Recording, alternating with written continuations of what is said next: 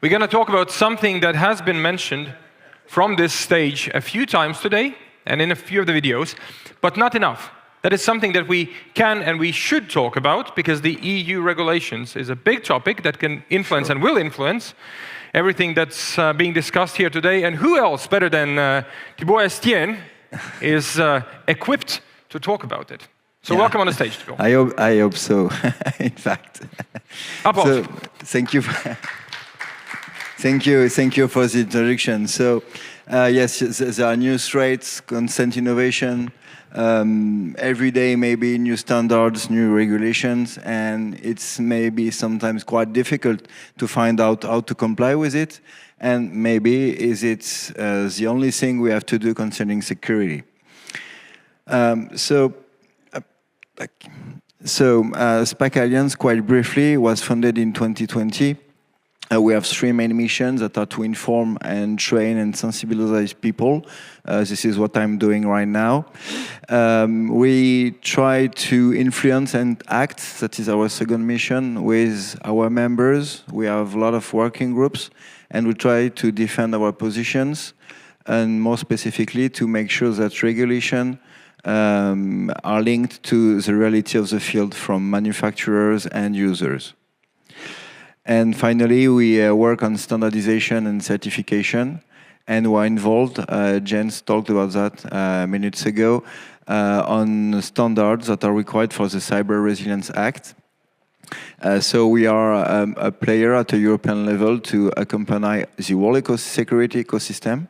And today we are, so we have several members, 72 to be more precise, that are manufacturers, institutions, and professionals around security and cyber services providers.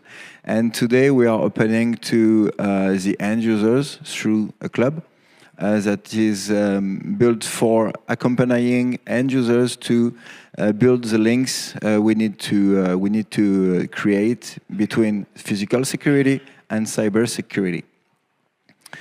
So 72 members, 3 of them are here today, that are Mobotics, Steed, and Simons Vos. So feel free to ask them how maybe the Alliance helped us. So let's start from the beginning. For years, cyber attacks and physical attacks were two separate realms with not a lot of connection between them. But we have, since years, almost 10 years now, some kind of hybrid attacks. A hacker today, if he doesn't arrive to bypass your security system on a cyber point of view, he will try to directly enter a building and corrupt the system from the inside. Those cyber attacks, those kind of attacks, are relevant for the NISA to declare that we must fill the gap between physical and logical realms.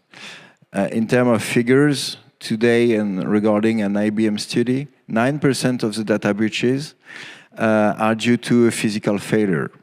That is an important point, and we are working on that since years through SPAC Alliance, and for many members for many years. Another interesting thing concerning these studies is the costs, the average cost of an attack. It's twice the cost in the US and Middle East versus Europe.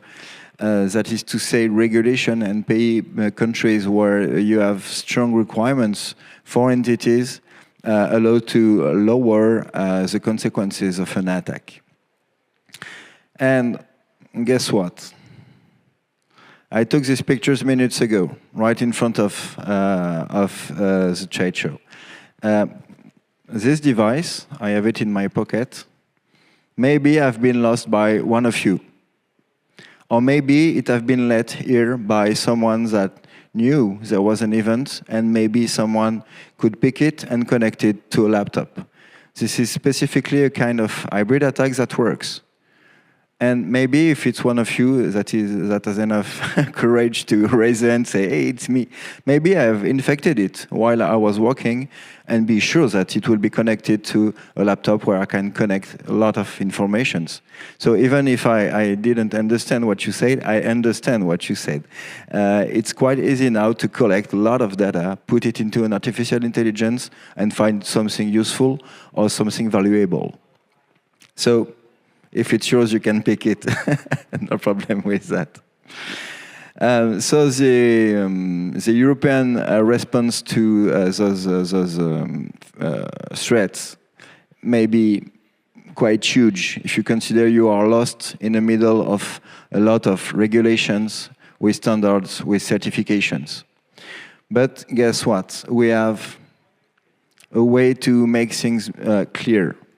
We have some text that gives requirements to entities, like the NIS2 and the directive for sorry for that, the Critical Entity Resilient Directive, that Jens talked about with some example. After that, we have requirements for manufacturers in order to produce trusted products that are both physical and logical. It concerns softwares too. We have some text that provide some borders to innovation, how to use them the proper way, like EIDAS concerning everything around wallet and the project of a digital European wallet, and the Artificial Intelligence Act. And finally, we have some tools to make sure that everybody talk the same language, with common certification schemes that allow to compare security levels from a country to another and from a product to another. And finally, and this is the last point, hopefully, we have some text concerning responsibility. With the GDPR, everybody knows, but one concerning CSR issues and one concerning eco-design. So when you consider things this way, you understand where you stand, what you have to do, and how those regulations are connected to a common objective, that is digital sovereignty by 2030 at a European level. And more than other countries in Europe, you understand how it's important to be sovereign and to have the good level of security. So quite briefly, NIS2 and CR directive brings a new way to consider security. For NIS2, it says that the end-to-end security concept, that is to protect things from the gate up to the data center and afterward online. And it enforced to create and build a link between physical and logical realms. Concerning the RAC directive, it concerns critical entities specifically, with new kind of threat. Jens talked about that. Natural disaster, terrorism, and many things that are added to the NIS2. And it defines a way to enforce resilience. Critical entities must consider that an attack will be successful one day or another, and they are to build solutions to restart, to save things, and to limit the consequences of those attacks, because they will be a reality. Those both texts includes the supply chain of those entities, mandatory incident reporting, that goes along with some help provided from CSIRT up to the ENISA that may help you to overcome after an attack. Both text comes with financial penalties that may be quite high, and they all require that systems and solutions are able to evolve, because threats will evolve. That is to say, even if you have the required level now, maybe in some years it won't be enough. So you have to engage a process to make your security at a good level at any time. Concerning the Cyber Resilience Act, it's not known as the NIS2 in terms of popularity, but it's quite important. It concerns every product with digital elements. It goes from a connected toothbrush up to a secure element on a badge. It directly concerns manufacturers, importers, and distributors. That is to say, everybody that puts a product on the market. It concerns hardware and software as well. And it enforces a life cycle management from the conception of a product, with some things we're going to see right after, up to the destruction of the product, how to remove data and things like that.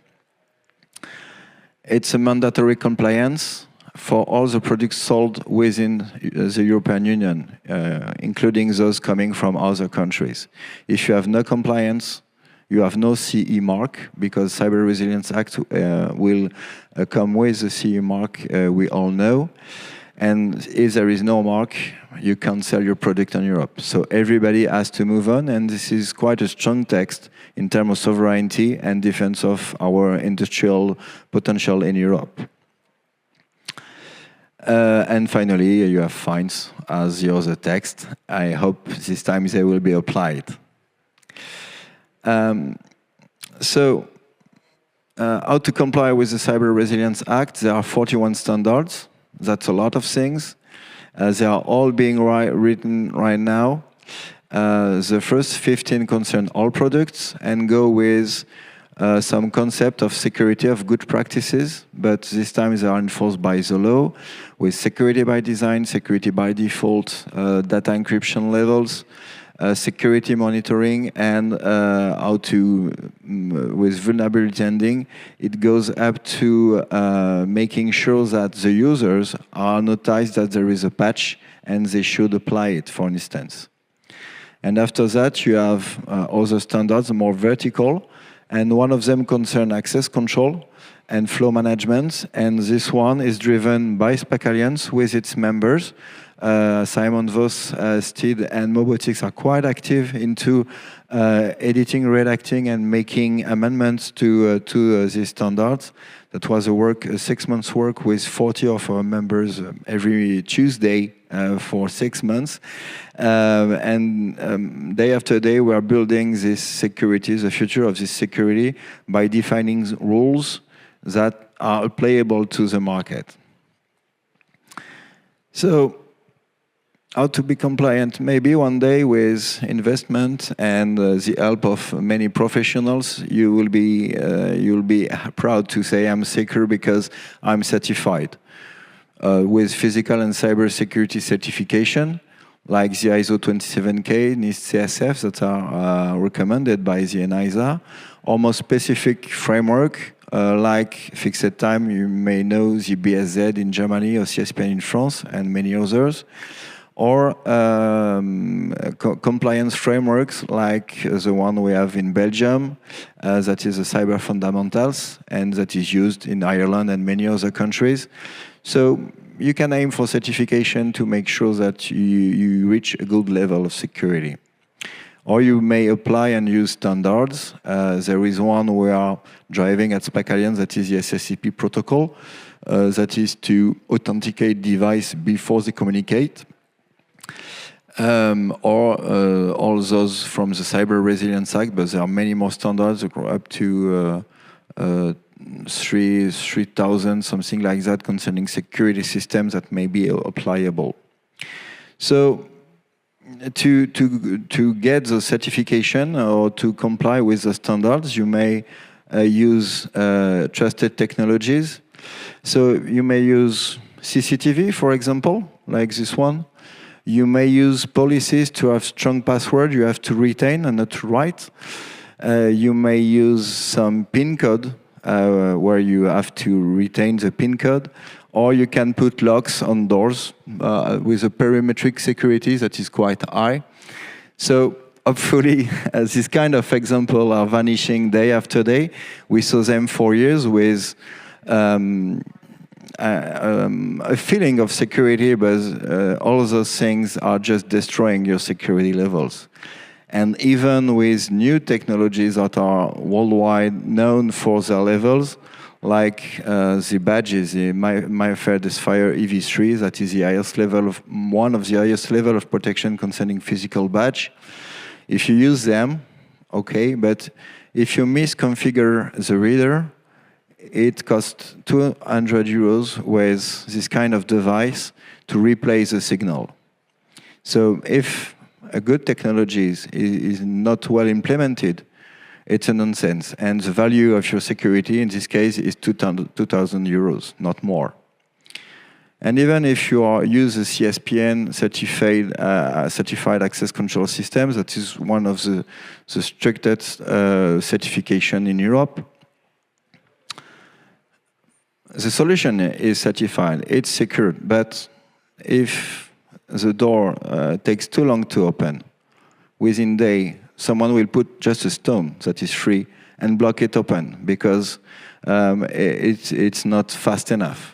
So maybe security is more than conformity because no one tells in certification and regulation to take care of how it's used, always the reality of the field. And this is why we created this presentation concerning compliance as a path, not a destination, because sometimes, and most of the time, certification doesn't fit with your own business. Because in terms of security, you got to start by you as a user, you and me. So, in a nutshell, compliance releases you from liability, from your responsibility. This is something quite legal, but it doesn't mean maybe you are secure enough. So you have to balance compliance with your real security needs that are quite personal. In terms of maturity, maybe you need more training of your employees than an access control reader. Maybe it's more powerful in terms of protection. And true security for SPAC Alliance and for all those reasons I explained shall be sustainable, future-proof, let's say, scalable. That is, your security system must adapt them to you, not the reverse thing. And finally, it shall be intuitive. That is to say, if we talked about that, a system that is easy to use and easy to manage can be a response to any threat. For a managing director, when there is an alert, if he just has to push a button and every single level of security I hired instantly, it's a good thing. If he can do that, maybe he's not secure enough. So to accompany all those things, so manufacturers up to end user, we have a website with a lot of the first and most important thing, contents, a library with guides, with good practices, with some tools, with links to useful informations. We have a small security audit that you can make online, and we have a service shop. So services are dedicated, for instance, concerning NIS2, to the first step of security, making a risk analysis, making a mapping of your systems, planning some training for your employees. Many things like that that are dispensed by our members. And for end user, so we created the club. It's being launched those days. We are filling up day after day the site with many contents. So we have a promotion if you are interested in it. So maybe have a look. And as I discussed with Maris, we'll provide some content for you to be translated in your native language. Because I'm the first, as I am French, as you understand, I'm the first to maybe to have some difficulties to understand the specific points when they are not in my native language. So it's quite important to, as you are our frontline at a European level this time, physically, it's important for you to have all the help we can provide and the help you deserve. And concerning professionals, they can be member and join our working group and start building with us the text and regulation we need. But the beginning point is that it shall be linked to the reality of the field. That may not have been the case for years, but now we are building it the proper way, and we are proud to and honored to have this responsibility as SPAC Alliance. So, Feel free to connect with me for any reason. You will have answer to your question and all the support we can provide to you as a citizen, to you as our frontline, as I'd say. So thanks a lot for your time, and feel free to connect with me. I have to go to take my plane in 20 minutes, so we can maybe talk a lot more together today. But we are at your disposal to build this thing together, including the user, you and me, and all the ecosystem. Thank you for your time.